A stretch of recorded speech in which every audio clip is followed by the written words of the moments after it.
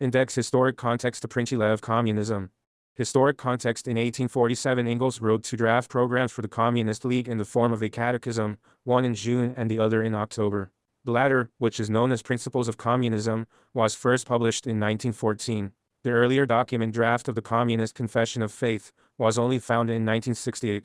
It was first published in 1969 in Hamburg, together with four other documents pertaining to the First Congress of the Communist League, in a booklet entitled Gründungsdokument des Bundes der Kommunisten, Founding Documents of the Communist League, at the June 1847 Congress of the League of the Just, which was also the founding conference of the Communist League. It was decided to issue draft Confession of Faith to be submitted for discussion to the sections of the League. The document which has now come to light is almost certainly this draft. Comparison of the two documents shows that Principles of Communism is a revised edition of this earlier draft. In Principles of Communism, Engels left three questions unanswered, in two cases with the notation unchanged bleep. This clearly refers to the answers provided in the earlier draft. The new draft for the program was worked out by Engels on the instructions of the leading body of the Paris Circle of the Communist League. The instructions were decided on after Engels' sharp criticism at the committee meeting, on October 22, 1847, of the draft program drawn up by the true socialist Moses Hess, which was then rejected. Still considering Principles of Communism as a preliminary draft, Engels expressed a view, in a letter to Marx dated November 23 to 24, 1847, that it would be best to drop the old catechistic form and draw up a program in the form of a manifesto. Think over the Confession of Faith a bit.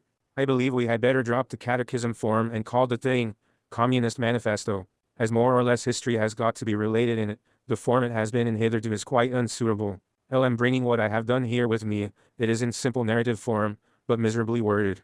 In fearful haste, at the Second Congress of the Communist League, Marx and Engels defended the fundamental scientific principles of communism and were trusted with drafting a program in the form of a manifesto of the Communist Party. In writing the manifesto, the founders of Marxism made use of the propositions enunciated in Principles of Communism. Engels uses the term manufacture and its derivatives, which have been translated manufacture, manufacturing, etc. Engels used this word literally, to indicate production by hand, not factory production, for which Engels uses big industry. Manufacture differs from handicraft, guild production in medieval towns, and that the latter was carried out by independent artisans. Manufacture is carried out by home workers working for merchant capitalists, or by groups of craftspeople working together in large workshops owned by capitalists. It is therefore a transitional mode of production between guild, handicraft, and modern capitalist forms of production.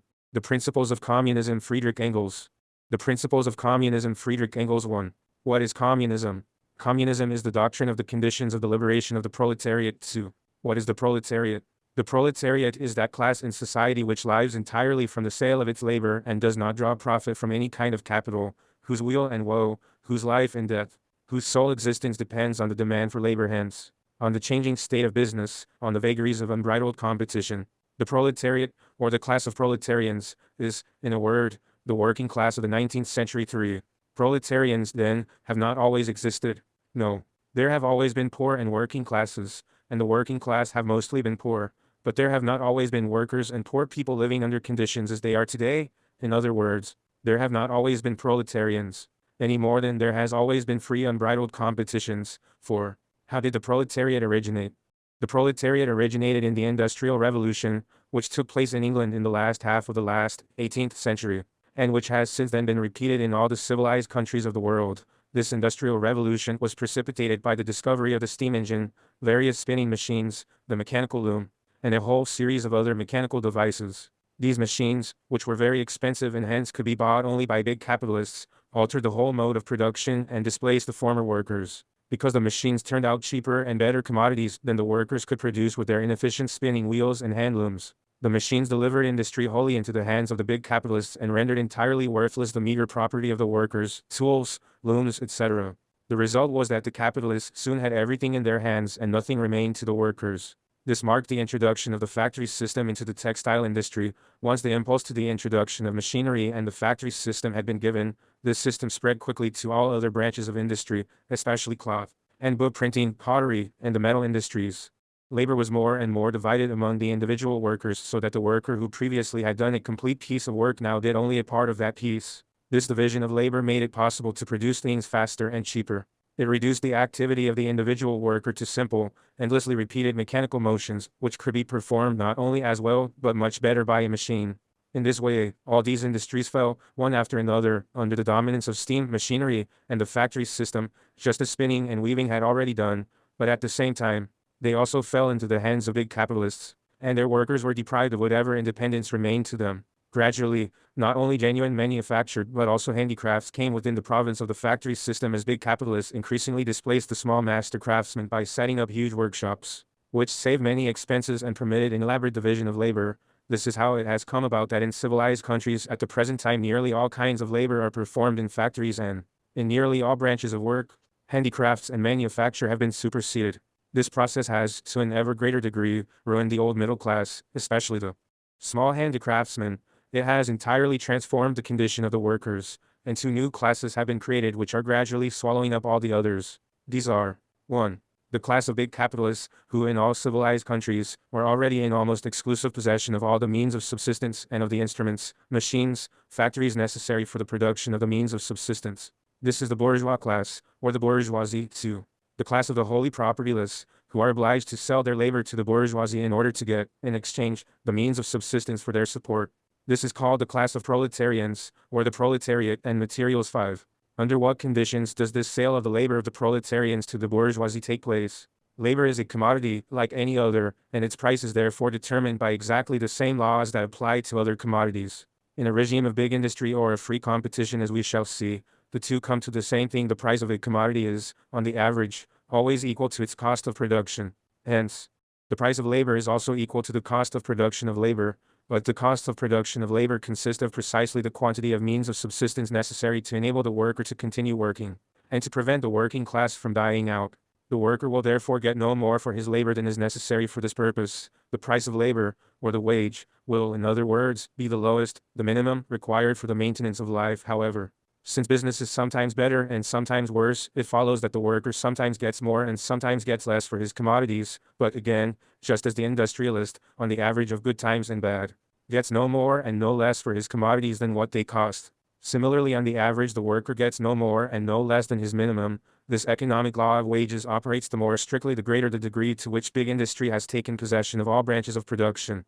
6. What working classes were there before the Industrial Revolution?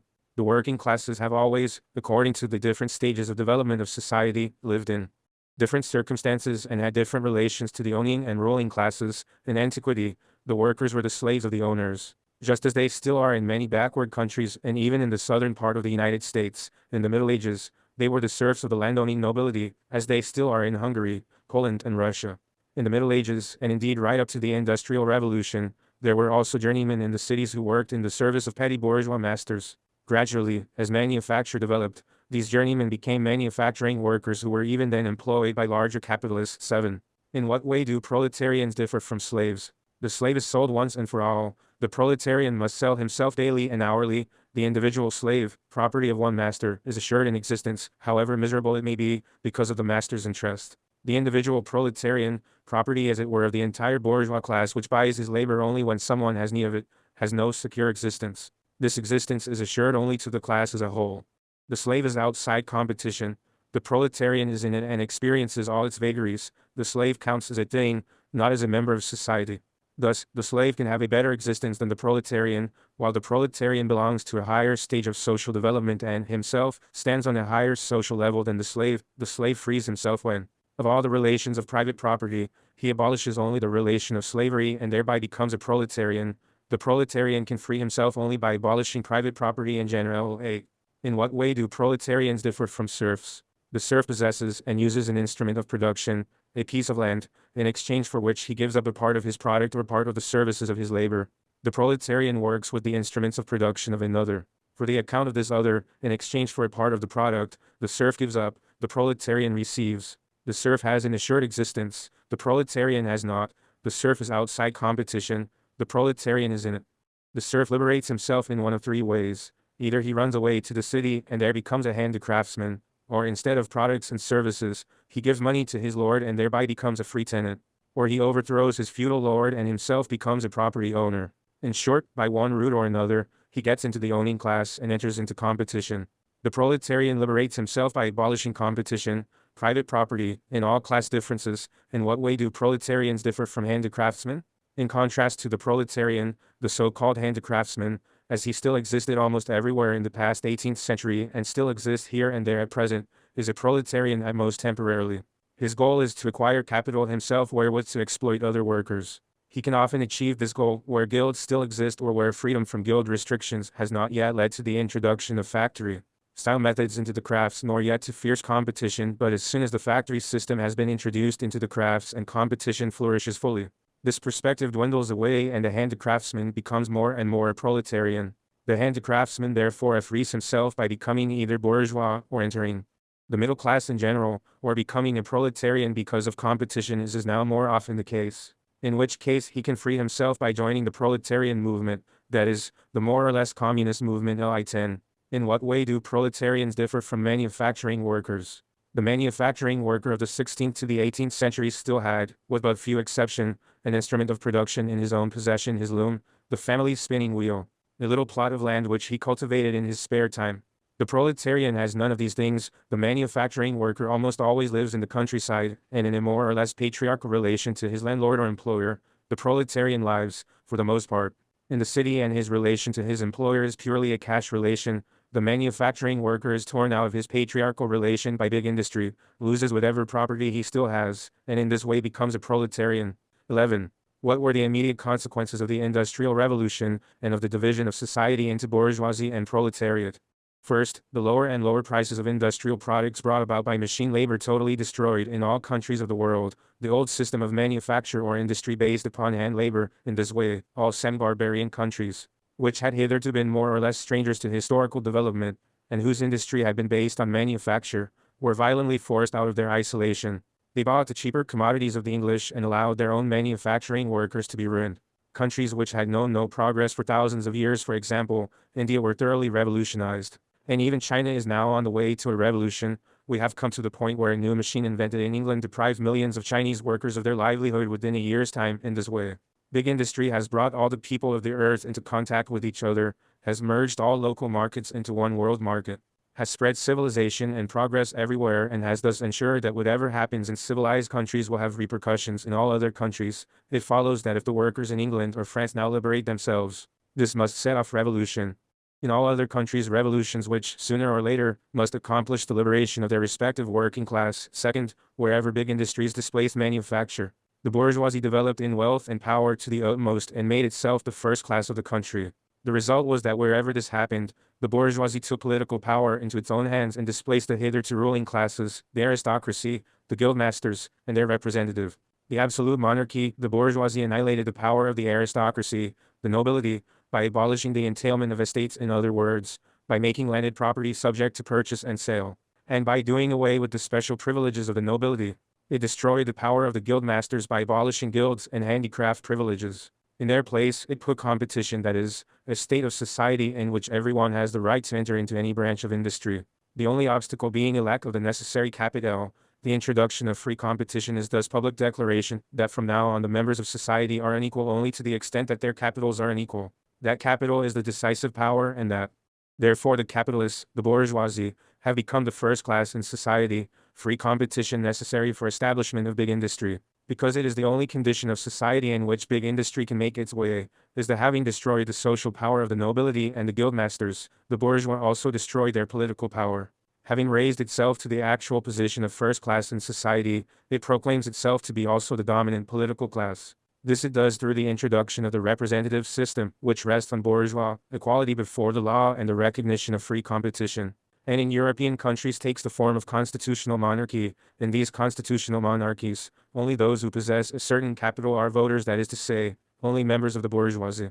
These bourgeois voters choose the deputies, and these bourgeois deputies, by using their right to refuse to vote taxes, choose a bourgeois government. Third, everywhere the proletariat develops in step with the bourgeoisie. In proportion as the bourgeoisie grows in wealth, the proletariat grows in numbers. For, since the proletarians can be employed only by capital, and since capital extends only through employing labor, it follows that the growth of the proletariat proceeds at precisely the same pace as the growth of capital, simultaneously.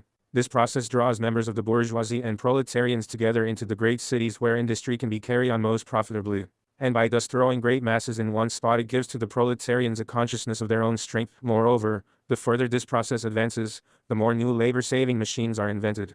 the greater is the pressure exercised by big industry on wages, which, as we have seen, sink to their minimum and therewith render the condition of the proletariat increasingly unbearable. The growing dissatisfaction of the proletariat thus joins with its rising power to prepare a proletarian social revolution. 12. What were the further consequences of the Industrial Revolution? Big industry created in the steam engine and other machines the means of endlessly expanding industrial production, speeding it up, and cutting its costs. With production thus facilitated, the free competition, which is necessarily bound up with big industry, assumed the most extreme forms. A multitude of capitalists invaded industry, and in a short while, more was produced than was needed. As a consequence, finished commodities could not be sold, and a so-called commercial crisis broke out. Factories had to be closed, their owners went bankrupt, and the workers were without bread. Deepest misery reigned everywhere. After a time, the superfluous products were sold, the factories began to operate again, wages rose, and gradually business got better than ever. But it was not long before too many commodities were again produced and a new crisis broke out, only to follow the same course as its predecessor. Ever since the beginning of this 19th century, the condition of industry has constantly fluctuated between periods of prosperity and periods of crisis. Nearly every 5 to 7 years, a fresh crisis has intervened, always with the greatest hardship for workers, and always accompanied by general revolutionary stirrings and the direct peril to the whole existing order of things. 13. What follows from these periodic commercial crises? First, that, though big industry in its earliest stage created free competition, it has now outgrown free competition. That, for big industry, competition and generally the individualistic organization of production have become a fetter which it must and will shatter. That, so long as big industry remains on its present footing, it can be maintained only at the cost of general chaos every 7 years, each time threatening the whole of civilization, and not only plunging the proletarians into misery, but also ruining large sections of the bourgeoisie. Hence, either that big industry must itself be given up, which is an absolute impossibility, or that it makes unavoidably necessary an entirely new organization of society in which production is no longer directed by mutually competing individual industrialists, but rather by the whole society operating according to definite plan and taking account of the needs of all. Second, that big industry, and the limitless expansion of production which it makes possible, bring within the range of feasibility a social order in which so much is produced that every member of society will be in a position to exercise and develop all his powers and faculties in complete freedom. It thus appears that the very qualities of big industry which, in our present-day society, produce misery and crises are those which, in a different form of society, will abolish this misery and these catastrophic depressions. We see with the greatest clarity. 1. That all these evils are from now on to be ascribed solely to a social order which no longer corresponds to the requirements of the real situation, and 2. That it is possible, through a new social order, to do away with these evils altogether. 14. What will this new social order have to be like? Above all, it will have to take the control of industry and of all branches of production out of the hands of mutually competing individuals, and instead institute a system in which all these branches of production are operated by society as a whole, that is, for the common account, according to a common plan, and with the participation of all members of society. It will, in other words, abolish competition and replace it with association. Moreover, since the management of industry by individuals necessarily implies private property, and since competition is in reality merely the manner and form in which the control of industry by private property owners expresses itself, it follows that private property cannot be separated from competition and the individual management of industry. Private property must, therefore, be abolished, and in its place must come the common utilization of all instruments of production and the distribution of all products according to common agreement. In a word, what is called the communal ownership of goods. In fact, the abolition of private property is, doubtless, the shortest and most significant way to characterize the revolution in the whole social order which has been made necessary by the development of industry, and for this reason it is rightly advanced by communists as their main demand. 15. Was not the abolition of private property possible at an earlier time? No. Every change in the social order, every revolution in property relations, is the necessary consequence of the creation of new forces of production which no longer fit into the old property relations. Private property has not always existed. When, towards the end of the Middle Ages, there arose a new mode of production which could not be carried on under the then existing feudal and guild forms of property, this manufacture, which had outgrown the old property relations, created a new property form, private property. And for manufacture in the earliest stage of development of big industry, private property was the only possible property form. The social order based on it was the only possible social order, so long as it is not possible to produce so much that there is enough for all, with more left over for expanding the social capital and extending the forces of production. So long as this is not possible, there must always be a ruling class directing the use of society's productive forces, and a poor, oppressed class, How these classes are constituted depends on the stage of development. The agrarian Middle Ages give us the baron and the serf. The cities of the later Middle Ages show us the guildmaster and the journeyman and the day laborer. The 17th century has its manufacturing workers. The 19th has big factory owners and proletarians. It is clear that, up to now, the forces of production have never been developed to the point where enough could be developed for all, and that private property has become a fetter and a barrier in relation to the further development of the forces of production. Now, however, the development of big industry has ushered in a new period. Capital and the forces of production have been expanded to an unprecedented extent, and the means are at hand to multiply them without limit in the near future.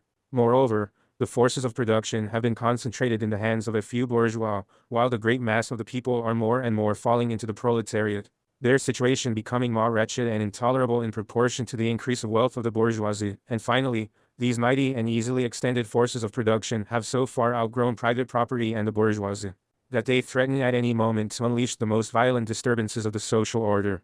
Now, under these conditions, the abolition of private property has become not only possible, but absolutely necessary. 16. Will the peaceful abolition of private property be possible? It would be desirable if this could happen, and the communists would certainly be the last to oppose it. Communists know only too well that all conspiracies are not only useless, but even harmful. They know all too well that revolutions are not made intentionally and arbitrarily, but that, everywhere and always, they have been the necessary consequence of conditions which were wholly independent of the will and direction of individual parties and entire classes. But they also see that the development of the proletariat in nearly all civilized countries has been violently suppressed, and that in this way the opponents of communism have been working toward a revolution with all their strength. If the oppressed proletariat is finally driven to revolution, then we communists will defend the interests of the proletarians with deeds as we now defend them with words. 17. Will it be possible for private property to be abolished at one stroke? No, no more than existing forces of production can at one stroke be multiplied to the extent necessary for the creation of a communal society. In all probability, the proletarian revolution will transform existing society gradually, and will be able to abolish private property only when the means of production are available in sufficient quantity. 18. What will be the course of this revolution?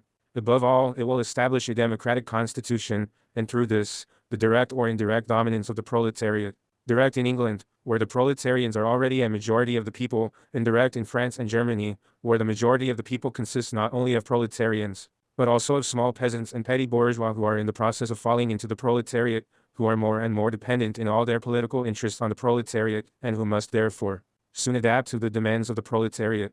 Perhaps this will cost a second struggle, but the outcome can only be the victory of the proletariat. Democracy would be wholly valueless to the proletariat if it were not immediately used as a means for putting through measures directed against private property and ensuring the livelihood of the proletariat. The main measures, emerging as the necessary result of existing relations, are the following: limitation of private property through progressive taxation, heavy inheritance taxes, abolition of inheritance through collateral lines, brothers, nephews, etc., forced loans, etc. Gradual expropriation of landowners, industrialists, railroad magnates and ship owners, partly through competition by state industry, partly directly through compensation in the form of bonds, confiscation of the possessions of all immigrants and rebels against the majority of the people, organization of labor or employment of proletarians on publicly owned land, in factories and workshops, with competition among the workers being abolished and with the factory owners, in so far as they still exist, being obliged to pay the same high wages as those paid by the state, an equal obligation on all members of society to work until such time as private property has been completely abolished, formation of industrial armies, especially for agriculture, centralization of money and credit in the hands of the state through a national bank with state capital, and the suppression of all private banks and bankers, increase in the number of national factories, workshops, railroads, ships, bringing new lands into cultivation, and improvement of land already under cultivation, all in proportion to the growth of the capital and labor force at the disposal of the nation, education of all children, from the moment they can leave their mother's care, in national establishments at national cost, education and production together, construction, on public lands, of great palaces as communal dwellings for associated groups of citizens engaged in both industry and agriculture and combining in their way of life the advantages of urban and rural conditions while avoiding the one-sidedness and drawbacks of each. 10. Destruction of all unhealthy and jerry-built dwellings in urban districts, equal inheritance rights for children born in and out of wedlock. 12. Concentration of all means transportation in the hands of the nation. It is impossible, of course, to carry out all these measures at once, but one will always bring others in its wake. Once the first radical attack on private property has been launched, the proletariat will find itself forced to go ever further, to concentrate increasingly in the hands of the state all capital, all agriculture, all transport, all trade, All the foregoing measures are directed to this end, and they will become practicable and feasible, capable of producing their centralizing effects to precisely the degree that the proletariat, through its labor, multiplies the country's productive forces. Finally, when all capital, all production, all exchange have been brought together in the hands of the nation, private property will disappear of its own accord, money will become superfluous, and production will so expand and man so change that society will be able to slough off whatever of its old economic habits may remain. 19. Will it be possible for this revolution to take place in one country alone? No. By creating the world market, big industry has already brought all the peoples of the earth, and especially the civilized peoples, into such close relation with one another that none is independent of what happens to the others. Further, it has development of the civilized countries to such an extent that, in all of them, bourgeoisie and proletariat have become the decisive classes, and the struggle between them the great struggle of the day. It follows that the communist revolution will not merely be a national phenomenon but must take place simultaneously in all civilized countries, that is to say, at least in England, America, France and Germany. Co-ordinated the social will develop in each of these countries more or less rapidly, according as one country or the other has a more developed industry, greater wealth, a more significant mass of productive forces. Hence, it will go slowest and will meet most obstacles in Germany, most rapidly and with the fewest difficulties in England. It will have a powerful impact on the other countries of the world, and will radically alter the course of development which they have followed up to now, while greatly stepping up its pace. It is a universal revolution and will, accordingly, have a universal range. 20. What will be the consequences of the ultimate disappearance of private property? Society will take all forces of production and means of commerce, as well as the exchange and distribution of products, out of the hands of private capitalists and will manage them in accordance with a plan based on the availability of resources and the needs of the whole society. In this way, most important of all, the evil consequences which are now associated with the conduct of big industry will be abolished. There will be no more crises. The expanded production, which for the present order of society is overproduction and hence a prevailing cause of misery, will then be insufficient and in need of being expanded much further. Instead of generating misery, overproduction will reach beyond the elementary requirements of society to assure the satisfaction of the needs of all. It will create new needs and, at the same time, the means of satisfying them. It will become the condition of, and the stimulus to, new progress, which will no longer throw the whole social order into confusion, as progress has always done in the past. Big industry, free from the pressure of private property, will undergo such an expansion, that what we now see will seem as petty in comparison as manufacture seems when put beside the big industry of our own day. This development of industry will make available to society a sufficient mass of products to satisfy the needs of everyone. The same will be true of agriculture, which also suffers from the pressure of private property and is held back by the division of privately owned land into small parcels. Here, existing improvements and scientific procedures will be put into practice, with a resulting leap forward which will assure to society all the products it needs. In this way, such an abundance of goods will be able to satisfy the needs of all its members. The division of society into different, mutually hostile classes will then become unnecessary. Indeed, it will be not only unnecessary but intolerable in the new social order. The existence of classes originated in the division of labor, and the division of labor, as it has been known up to the present, will completely disappear, for mechanical and chemical processes are not enough to bring industrial and agricultural production up to the level we have described. The capacities of the men who make use of these processes must undergo a corresponding development.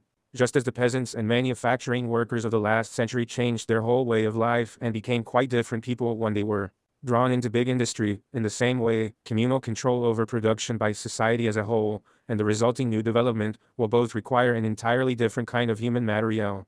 People will no longer be, as they are today, subordinated to a single branch of production, bound to it, exploited by it. They will no longer develop one of their faculties at the expense of all others. They will no longer know only one branch, or one branch of a single branch of production as a whole. Even industry as it is today is finding such people less and less useful. Industry controlled by society as a whole, and operated according to a plan, presupposes well-rounded human beings, their faculties developed in balanced fashion, able to see the system of production in its entirety, the form of the division of labor which makes one a peasant, another a cobbler, a third a factory worker, a fourth a stock market operator, has already been undermined by machinery and will completely disappear. Education will enable young people quickly to familiarize themselves with the whole system of production, and to pass from one branch of production to another in response to the needs of society or their own inclinations. It will, therefore, free them from the one-sided character which the present-day division of labor impresses upon every individual. Communist society will, in this way, make it possible for its members to put their comprehensively developed faculties to full use. But when this happens, classes will necessarily disappear. It follows that society organized on a communist basis is incompatible with the existence of classes on the one hand, and that the very building of such a society provides the means of abolishing class differences on the other. A corollary of this is that the difference between city and country is destined to disappear. The management of agriculture and industry by the same people rather than by two different classes of people is, if only for purely material reasons, a necessary condition of communist association.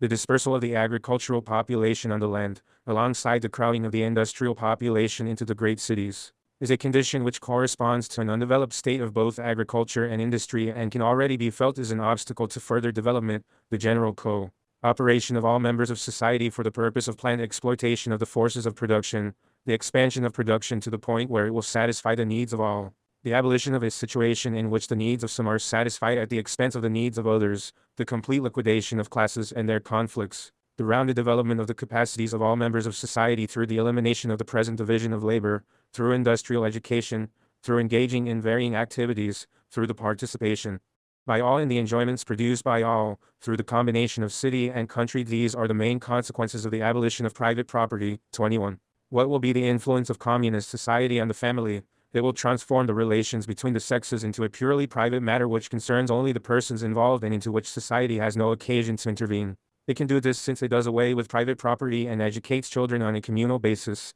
and in this way removes the two bases of traditional marriage, the dependence rooted in private property, of the women on the men, and of the children on the parents. And here is the answer to the outcry of the highly moral Philistines against the community of women. Community of women is a condition which belongs entirely to bourgeois society and which today finds its complete expression in prostitution. But prostitution is based on private property and falls with it.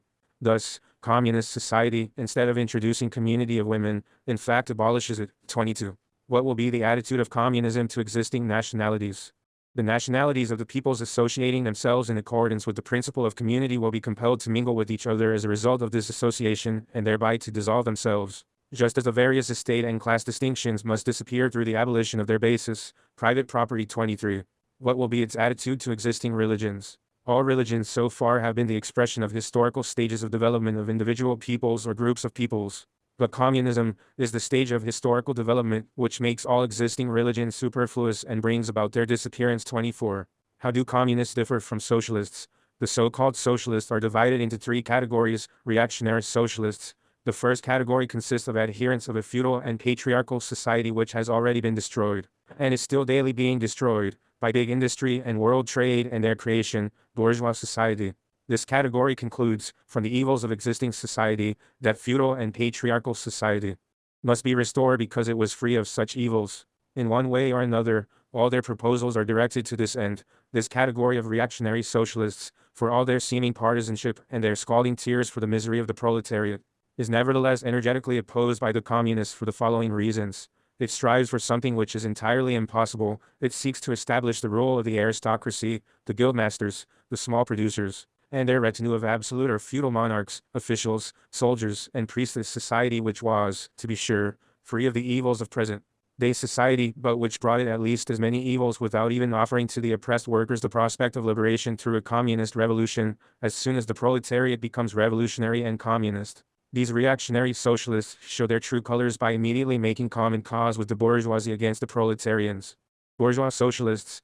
The second category consists of adherents of present society who have been frightened for its future by the evils to which it necessarily gives rise. What they want, therefore, is to maintain this society while getting rid of the evils which are an inherent part of it. To this end, some propose mere welfare measures, while others come forward with grandiose systems of reform which, under the pretense of reorganizing society, are in fact intended to preserve the foundations, and hence the life, of existing society. Communists must unremittingly struggle against these bourgeois socialists because they work for the enemies of communists and protect the society which communists aim to overthrow. Democratic socialists. Finally, the third category consists of democratic socialists who favor some of the same measures the communists advocate, as described in question 18, not as part of the transition to communism, however, but as measures which they believe will be sufficient to abolish the misery and evils of present-day society. These democratic socialists are either proletarians who are not yet sufficiently clear about the conditions of the liberation of their class, or they are representatives of the petty bourgeoisie, a class which, prior to the achievement of democracy and the socialist measures to which it gives rise, has many interests in common with the proletariat. It follows that, in moments of action, The communists will have to come to an understanding with these democratic socialists, and in general to follow as far as possible a common policy with them. Provided that these socialists do not enter into the service of the ruling bourgeoisie and attack the communists, it is clear that this form of cooperation and action does not exclude the discussion of differences. 25. What is the attitude of the communists to the other political parties of our time? This attitude is different in the different countries. In England, France, and Belgium, where the bourgeoisie rules, the communists still have a common interest with the various democratic parties. An interest which is all the greater the more closely the socialistic measures they champion approach the aims of the communists, that is, the more clearly and definitely they represent the interests of the proletariat and the more they depend on the proletariat for support. In England, for example, the working-class Chartists are infinitely closer to the communists than the democratic petty bourgeoisie or the so-called radicals in America, where a democratic constitution has already been established. The communists must make the common cause with the party which will turn this constitution against the bourgeoisie and use it in the interest of the proletariat, that is, with the agrarian national reformers in Switzerland, the radicals, though a very mixed party, are the only group with which the communists can cooperate, and among these radicals, the Vaudois and Genevese are the most advanced. In Germany, finally, the decisive struggle now on the order of the day is that between the bourgeoisie and the absolute monarchy. Since the communists cannot enter upon the decisive struggle between themselves and the bourgeoisie until the bourgeoisie is in power, it follows that it is in the interest of the communists to help the bourgeoisie to power as soon as possible in order the sooner to be able to overthrow it. Against the governments, therefore, the communists must continually support the radical liberal party, taking care to avoid the self-deceptions of the bourgeoisie and not fall for the enticing promises of benefits which a victory for the bourgeoisie would allegedly bring to the proletariat. The sole advantages which the proletariat would derive from a bourgeois victory would consist in various concessions which would facilitate the unification of the proletariat into a closely knit, battle-worthy, and organized class. And in the certainty that, on the very day the absolute monarchies fall, the struggle between bourgeoisie and proletariat will start. From that day on, the policy of the communists will be the same as it now is in the countries where the bourgeoisie is already in power. About this book, The Principles of Communism, it was finished digitizing in March 2019. About this book, The Principles of Communism, it was finished digitizing in March 2019, in XHGLC, Pachuca de Soto, Hidalgo, Mexico. XHGLC Publications editorials will be grateful if you give your opinion about the work we offer, as well as its presentation and printing. We would also appreciate any other suggestions. Liberis at xhglc.org and XLL, written by Engels in October-November 1847, first published in 1914.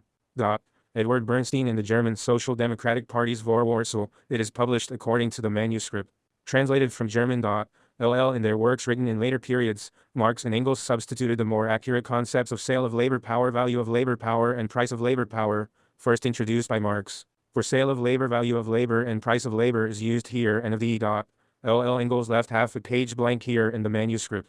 The draft of the Communist Confession of Faith has the answer shown for the same question, number 12, and of the LL. Engels, put unchanged here, referring to the answer in the June draft under number 21, which is shown, and of the Similarly, this refers to the answer to question 23 in the June draft and of the LL. The Chartists were the participants in the political movement of the British workers which lasted from the 1830s to the middle 1850s, and had as its slogan the adoption of a People's Charter, demanding universal franchise and a series of conditions guaranteeing voting rights for all workers. Lenin defined Chartism as the world's first broad, truly mass and politically organized proletarian revolutionary movement. The decline of the Chartist movement was due to the strengthening of Britain's industrial and commercial monopoly and the briding of the upper stratum of the working class, the labor aristocracy, by the British bourgeoisie out of its super profits. Both factors led to the strengthening of opportunist tendencies in this stratum, as expressed, in particular, by the refusal of the trade union leaders to support Chartism, and of the LL. Probably a references to the National Reform Association, founded during the 1840s by George H. Evans,